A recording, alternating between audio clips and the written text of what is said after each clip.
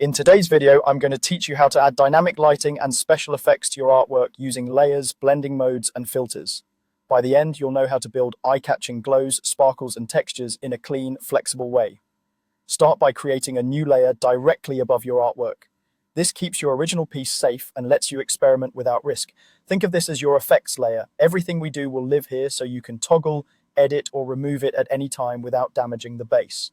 Next, change the blending mode of that layer to match the mood you want. If you're aiming to brighten or add glow, try screen or add glow. They lighten the underlying colors and make highlights pop. For shadows or depth, multiply is great because it darkens without flattening. If you need punchy contrast that reacts to the tones beneath, overlay can be a strong choice. Cycle through these modes and pay attention to how they interact with your colors. A small switch can dramatically change the result. Now paint your effects on that layer using brushes. An airbrush is perfect for soft glows and gentle halos. Particle brushes are excellent for sparkles, dust, or bokeh-like flecks. Decoration brushes can introduce subtle textures or stylized accents. Use a soft light color for highlights, think warm yellows or cool cyans, and keep brush opacity moderate so you can slowly build the effect. Lightly paint around edges where light would naturally catch, then add a few focused strokes for points of interest. Enhance what you've painted with filters from the filter menu. A slight Gaussian blur can make glows feel more realistic and less harsh. A touch of noise adds texture and prevents the effect from looking too digital or plastic.